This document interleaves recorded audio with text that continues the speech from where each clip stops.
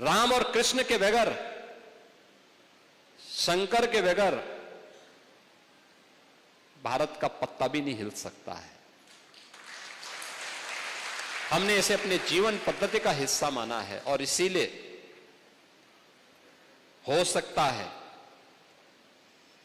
कि डॉक्टर लोहिया की वर्तमान के चेले न मानते हो, लेकिन डॉक्टर लोहिया ने एक बात कही थी। एक बार उनसे पूछा गया था, भारत जब आजाद हुआ, आजाद भारत के अंदर डॉक्टर लोहिया प्रखर समाजवादी थे।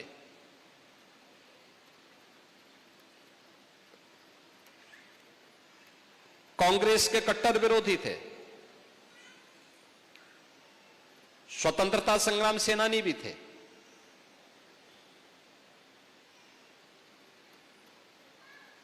आजादी के बाद दुनिया के अंदर आशंका उठाई जा रही थी कि भारत बहुत दिनों तक एक नहीं रह पाएगा, भारत फिर से विभाजित हो जाएगा।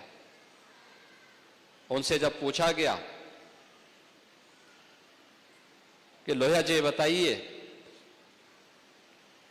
भारत कब तक एक रहेगा और क्या भारत एक रह पाएगा? उन्होंने कहा, यह प्रश्न भारत पे नहीं उठने चाहिए।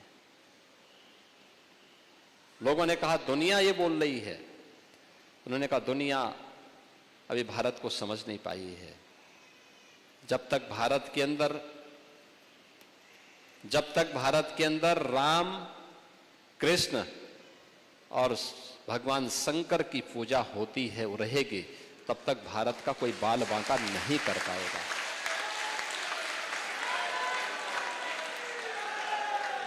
दुनिया की कोई माई का लाल भारत का बाल बांका नहीं कर पाएगा। और यह देश प्रदेश देश के अंदर रामायण मेलों की शुरुआत भी किसी ने प्रारंभ करवाई थी। याद रखना, संत तुलसीदास जी ने रामलीलाओं का प्रचलन उत्तर भारत में करवाया था, रामलीलाओं का। और रामायण मेले का प्रचलन शुरू किया था डॉक्टर लोहिया ने। वे समाजवादी थे। आज के समाजवादी राम भक्तों पर गोली चलाते हैं, लेकिन लोहिया का नाम जपते हैं। मैंने इसीलिए कहा ना, जब व्यक्ति का आचार और विचार में समन्वय नहीं होता है तो उसकी दुर्गति होती है। और जो राम का विरोधी है उसकी तो दुर्गति हमेशा होनी ही होनी है। उसको सफलता नहीं मिल सकती है, उसको सद्गति भी नहीं मिल सकती है।